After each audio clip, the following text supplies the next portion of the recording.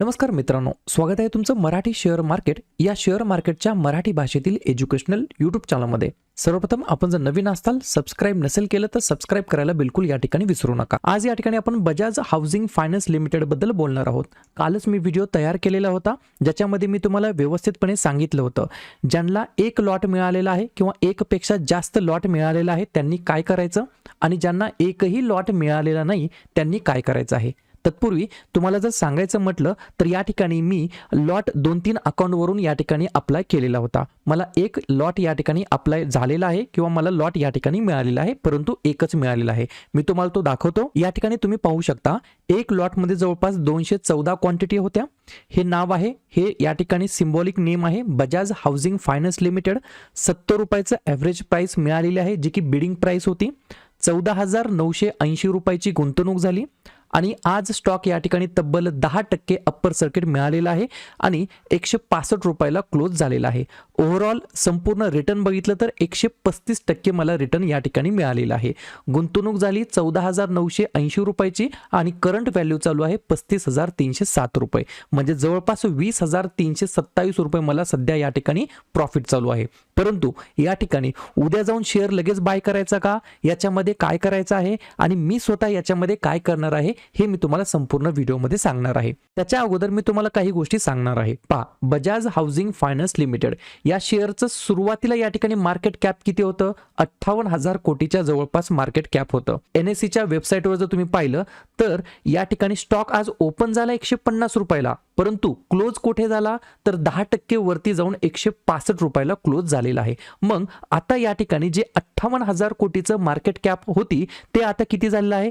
1,37,414 कोटी एवढं या ठिकाणी मार्केट कॅप या ठिकाणी झालेलं आहे. मग मला सांगा, जेव्हा 58,000 या ठिकाणी मार्केट कॅप होतं तेव्हा PE किती होता? 33 होता. मग आता 1,37,000 कोटी एवढं मार्केट कॅप जर झालं असेल तर साधी गोष्ट आहे, हा 33चा PE ॲटलिस्ट 60च्या वर तर गेला असेल. मग या ठिकाणी मला तुम्हाला हेच सांगायचं आहे. पहा, बजाज हाऊसिंग फायनान्स बजाज ग्रुपची कंपनी आहे. ग्रुप चांगला आहे, फंडामेंटल चांगलं आहे, मॅनेजमेंट खूप चांगलं आहे. परंतु मॅनेजमेंट चांगलं आहे, फंडामेंटल चांगलं आहे, ग्रुप चांगला आहे, म्हणून कोणत्याही प्राइसला शेअर विकत घेणं हे थोडंसं आपल्याला या ठिकाणी महागात पडणार आहे. या गोष्टी आपल्या लक्षात आल्या. मग जेव्हा कंपनी लिस्ट होणार होती तेव्हा कंपनीचं जे काही मार्केट कॅप होतं 58,000 कोटी होतं, तेव्हा त्याचा PE होता 33चा PE होता. आता त्याचं जे काही मार्केट कॅप आहे ते जवळपास 1,37,000 कोटी एवढं मार्केट कॅप झाला आहे. ऑटोमॅटिकली त्याचं जे काही या ठिकाणी प्राइस टू अर्निंग रेशो आहे तो 60 पेक्षा जास्त गेलेला आहे. मग आता काय करायचं आहे? मग याच हाऊसिंग फायनान्स सेक्टरमधील अन्य काही शेअर आहेत, जसं की आवास फायनान्स आहे, ॲप्टस हाऊसिंग फायनान्स आहे, आधार हाऊसिंग फायनान्स आहे, होम फर्स्ट फायनान्स आहे, LIC हाऊसिंग फायनान्स आहे. अशा वेगवेगळ्या कंपन्या आहेत. त्यांचे PE किती आहेत त्याच्यावरती आपण एकदा नजर टाकूया. पहा, 60,000 मार्केट कॅप आहे. हे आज क्लोजिंग नंतर तुम्हाला तुमच्या या ठिकाणी ॲप्लिकेशनमध्ये दिसून जाईल. मार्केट कॅप या ठिकाणी वाढलेला आहे. 1,38,000 कोटी मार्केट कॅप झालेला आहे. 35चा PE ऑटोमॅटिकली 60च्या प्लस वरती गेलेला आहे. ही गोष्ट तुम्हाला लक्षात ठेवायची आहे. क्लिअर? आता या ठिकाणी पहा, अन्य जे काही या ठिकाणी पियर्स मधल्या कंपन्या आहेत त्यांच्या PE पहा. जसं की होम फर्स्टचा PE किती आहे तर 32 आहे. आवाजचा किती आहे? 28 आहे. ॲप्टसचा किती आहे? 25 आहे. आधार हाऊसिंग फायनान्सचा किती आहे? 26 आहे. PNB हाऊसिंगचा 17 आहे. LIC हाऊसिंग फायनान्सचा फक्त 7 आहे. हुडकोचा 22 आहे. मग बजाज हाऊसिंग फायनान्सचा आपल्याला आता PE किती मिळत आहे तर 60. म्हणजे इथंच आपल्याला गोष्ट लक्षात आली पाहिजे, जी गोष्ट या ठिकाणी ऑलरेडी मार्केटमध्ये 25 ते 30 रुपयाला अवेलेबल आहे, तरी सुद्धा आपण त्याच क्वालिटीची त्याच कॅटेगरीमधील कंपनी 60 रुपयाला जर परचेस करत असाल तर या ठिकाणी आपल्याला हे लक्षात आलं पाहिजे आपण हायर व्हॅल्युएशनला स्टॉक पिक करत आहात. ही गोष्ट तुम्हाला लक्षात आली. आज ही जी काही कंपनी आहे ती लिस्ट झाली आहे. जवळपास 135% गेन मला देखील मिळालेला आहे. परंतु या ठिकाणी इथून पुढे काय करायचं आहे? पहा, उद्या 1-2 दिवस किंवा अजून 2-3 ट्रेडिंग डेज हा शेअर असा या ठिकाणी वरती जाऊ शकतो. हा प्युअरली या ठिकाणी समजून जायचा ऑपरेटिंग गेम आहे, बरोबर का नाही. आपल्या रिटेल लोकांना या ठिकाणी फसवण्याचा या ठिकाणी प्रयत्न होऊ शकतो. या ठिकाणी आपल्याला करायचं काय आहे पहा, मी या ठिकाणी मार्किंग करून ठेवली आहे. ही आहे आजची क्लोजिंग 165 रुपयाची. आजचा लो आहे जवळपास 150 रुपयाला ओपन झाला आणि 146च्या जवळपास या ठिकाणी लो आहे. जर या ठिकाणी स्टॉक उद्या जर फर्दर या लाईनला म्हणजे 165 रुपयाला जर क्लोज करून जर वरतीच जात असेल तर हा शेअर डिरेक्टली आपल्याला निग्लेक्ट करायचा आहे. आपल्याला शेअर कुठे बाय करायचा आहे, या ठिकाणी बिलकुल बाय किंवा सेलचं रिकमेंडेशन नाहीये, परंतु एक स्टडी पर्पजसाठी सांगतो. जेव्हा हा शेअर या ठिकाणी 80 ते 100 रुपयाच्या रेंजमध्ये येईल तेव्हा या ठिकाणी आपण स्टडी पर्पजसाठी 2 क्वांटिटी 10 क्वांटिटी घेऊ शकतो. इथून पुढे 50% क्रॅश येऊ शकेल का पहा, मी तुम्हाला अजून एक कालच्या व्हिडिओमध्ये सांगितलं. जेव्हा झोमॅटो आला होता तेव्हा सुद्धा अशाच प्रकारचे हाईप या ठिकाणी क्रिएट झाले होते. जेव्हा पॉलिसी बाजार आला होता, जेव्हा पेटीएम आला होता, जेव्हा इंडिगो पेंट आला होता, जेव्हा ग्लेनमार्क लाईफ सायन्स आला होता, हे सगळे शेअर तुम्ही चार्टमध्ये जाऊन पहा, तुम्हाला लक्षात येईल. इंडिगो पेंट लिस्ट झाला आणि कंटिन्युअसली खाली आला. झोमॅटो लिस्ट झाला, कंटिन्युअसली खाली आला. त्यानंतर ग्लेनमार्क सायन्स लिस्ट झाला, कंटिन्युअसली खाली आला. परंतु सुरुवातीचे 2-4 दिवस ते वर गेले होते. याच्यावरून तुम्हाला लक्षात आलं पाहिजे, ठीक आहे. तर या व्हॅल्युएशनला बाय करणं तर अत्यंत या ठिकाणी चुकीचं आहे, असं माझं या ठिकाणी अनालिसिस आहे. हा एक लॉट मी काय करणार आहे तर लॉंग टर्म साठी मी याच्यामध्ये होल्ड करणार आहे, बरोबर. जर मला या ठिकाणी भविष्यामध्ये, लगेच नाही परंतु भविष्यामध्ये जर 100 रुपये ते 80 रुपयाच्या रेंजमध्ये जर मला प्राइस मिळत असेल तर याच्यामध्ये मी अजून ॲड ऑन करण्याचा प्रयत्न करणार आहे.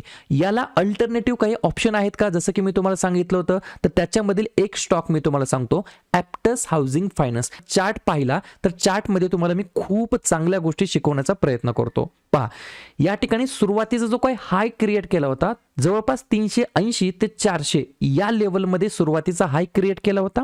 या ठिकाणी व्यवस्थितपणे मार्किंग करून दाखवायची म्हटली तर पहा, मी तुम्हाला एक झोन क्रिएट करून दाखवतो. कधीच सपोर्ट आणि रेजिस्टन्स हा एक पॉइंट नसतो.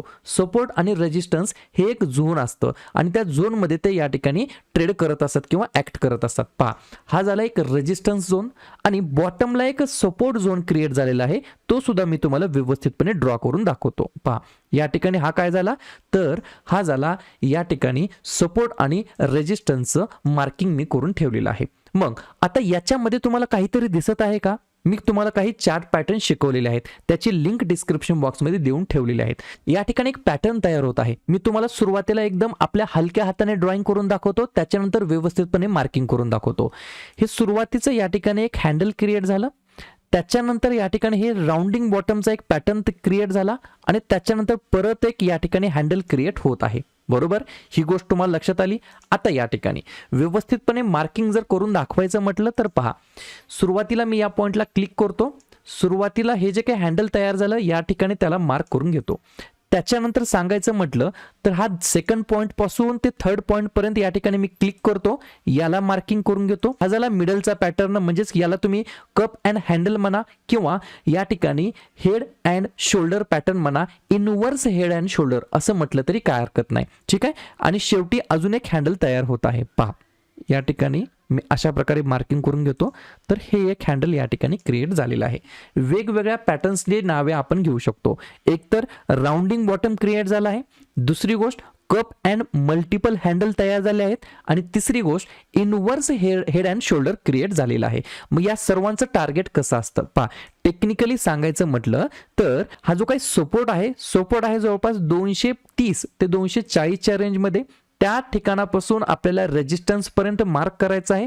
रेजिस्टन्स मी तुम्हाला सुरुवातीला सांगितलं आहे 380 ते 400च्या दरम्यान आणि याला अशाला असं वरच्या साईडला नेऊन पुट करायचं आहे. मग टेक्निकली जर पाहिलं तर ॲप्टस व्हॅल्यू हाऊसिंग फायनान्सचं जे काही टार्गेट आहे ते आपल्याला जवळपास 600+ दिसत आहे. मग लगेच 600+ होईल का तर बिलकुल नाही.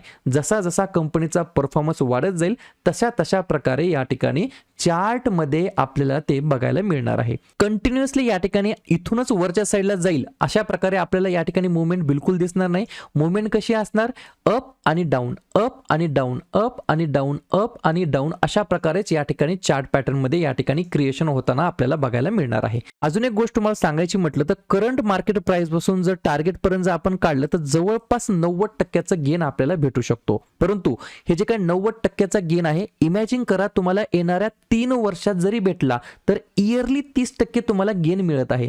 मी कधीही सांगतो, शेअर मार्केटमध्ये तुम्ही किती रुपये गुंतवता हे महत्त्वाचं नाहीये, किती काळासाठी गुंतवता हे महत्त्वाचं आहे. नॉर्मली आपल्याला बँकमध्ये, FD मध्ये, म्युच्युअल फंडमध्ये जे रिटर्न मिळतात नक्कीच त्यापेक्षा आपल्याला जास्त मिळत आहेत शेअर मार्केटमध्ये, इंडिव्हिज्युअली स्टॉकमध्ये. परंतु या ठिकाणी तुम्हाला प्रचंड या ठिकाणी पेशन्स पाहिजे. बरोबर, 332 रुपये या ठिकाणी करंट मार्केट प्राइस चालू आहे. अजून एक गोष्ट मी तुम्हाला सांगू इच्छितो, पहा यांच्या जर बॅलन्स शीट मध्ये तुम्ही पाहिलं तर हे जे काही प्रॉफिट लॉस आहे, ॲप्टस हाऊसिंग फायनान्स काय करतं, घरासाठी लोन देतं. मग इमॅजिन करा हे जे काही सेल्स आहे 126चा 2017 मध्ये, आपण असं गृहीत धरूया 126 घरं बांधली आहेत ॲप्टस हाऊसिंग फायनान्सने. बरोबर, 2017 मध्ये 126, त्यानंतर 2018 मध्ये 201, त्यानंतर 325, त्यानंतर 500, 640, 815, 1093, 1365 आणि 1454. याचा अर्थ काय, कंटिन्युअसली सेल्समध्ये इयर ऑन इयर आपल्याला ग्रोथ बघायला मिळत आहे. त्याच्यानंतर ऑपरेटिंग प्रॉफिट मार्जिन जे काय आहे ते कंटिन्युअसली आता या ठिकाणी सस्टेन झालं आहे 80+, 80च्या वरती या ठिकाणी जे काही ऑपरेटिंग प्रॉफिट मार्जिन आहे ते सस्टेन करत आहे. आणि नेट प्रॉफिट बघितलं तर 2017 मध्ये 37 कोटी होतं, ते कंटिन्युअसली या ठिकाणी वाढत वाढत वाढत आज 641 कोटी झालेलं आहे. सेल्स ऑल टाइम हाय आहे, नेट प्रॉफिट ऑल टाइम हाय आहे. याच्यावरून आपल्याला लक्षात येत आहे की कंटिन्युअसली शेअर्समध्ये किंवा कंपनीच्या या ठिकाणी बिझनेसमध्ये, मॅनेजमेंटमध्ये कंटिन्युअसली या ठिकाणी इम्प्रूव्हमेंट आपल्याला बघायला मिळत आहे. कंपाऊंडेड सेल्स ग्रोथ बघितली तर 5 वर्षाची 33% आहे. प्रॉफिट ग्रोथ बघितलं तर 5 वर्षाचं 41% आहे. डबल डिजिटमध्ये सेल्स ग्रोथ आणि प्रॉफिट ग्रोथ होत आहे. रिटर्न ऑन इक्विटी सुद्धा डबल डिजिटमध्ये ग्रो होत आहे. फक्त स्टॉकची प्राइस या ठिकाणी मूव्ह होत नाही. त्याच्यानंतर अजून एक गोष्ट मला मी सांगतो, पहा प्रोमोटरकडे जे काही हिस्सा आहे तो जवळपास 54% आहे, म्हणजेच 50%च्या वरती हिस्सा कोणाकडे आहे तर प्रोमोटरकडे आहे. FIS कडे जवळपास 10% हिस्सा होता 2021 मध्ये, तो आता लिटरली 23% झाला आहे, म्हणजेच डबल पेक्षा जास्त झाला आहे FIS कडे जो काही स्टेक आहे तो. प्रिव्हियस मार्च 2024 मध्ये बघितलं तर 20% होता, FIS ने स्टेक वाढवलेला आहे. DIS कडे 5% होता, तो आता 9% झाला आहे, म्हणजे DIS ने सुद्धा स्टेक वाढवलेला आहे. पब्लिक कडे 14% आहे, परंतु त्याच्यामध्ये अजून इंडिव्हिज्युअल स्टेक होल्डर आहेत, जसे की 4% मलबार इंडिया फंड लिमिटेड आहेत. अशा प्रकारे पब्लिक कडे फक्त 7 ते 8% आहे आणि 92% जो काही स्टेक आहे तो स्ट्रॉंग हातामध्ये आहे. मग याच्यावरून मला तुम्हाला काय सांगायचं आहे की एखादी गोष्ट जी काही आपण घेत असतो, बरोबर का नाही, एखादी जेव्हा गोष्ट आपण घेत असतो तर त्या गोष्टचं जे काही व्हॅल्युएशन आहे, त्या जे काही कंपनीचं व्हॅल्युएशन आहे ते सुद्धा आपण पॅरामीटर कन्सिडर केलं पाहिजे. बरोबर का नाही. पियर कंपॅरिझन मध्ये बघितलं तर अन्य सुद्धा हाऊसिंग फायनान्स मधील कंपन्या आहेत, त्याला आपण कन्सिडर करू शकतो. बरोबर, जेव्हा बाकीच्या गोष्टी आपल्याला 25 ते 30च्या PE मध्ये अवेलेबल आहे डिस्काउंटेड प्राइस मध्ये, तेव्हा 60चा PE असलेला शेअर घेण्यासाठी माझं तर या ठिकाणी मन करत नाही. बरोबर का नाही. त्याच्यामुळे मी अजून एकदा हे सुद्धा गोष्ट सांगतो, कुठल्याच प्रकारे बाय किंवा सेलचं या ठिकाणी रिकमेंडेशन नाहीये. तुम्ही तुमच्या या ठिकाणी फायनान्शियल अनालिसिस सोबत या ठिकाणी या गोष्टींबद्दल चर्चा करू शकता. मला ऑलरेडी एक लॉट मिळालेला आहे, तो मी लॉंग टर्म साठी होल्ड करणार आहे. आणि जर इन फ्युचर ही जी काही 165 रुपयाची प्राइस आहे ती जर मला 100 रुपयाच्या जवळपास मिळत असेल तर त्याच्यामध्ये मी अजून एकदा या ठिकाणी बाय ऑन डिप करण्याचा प्रयत्न करेल. ठीक आहे. व्हिडिओ पाहिल्याबद्दल सर्वांचा अगदी मनापासून आभार आणि धन्यवाद.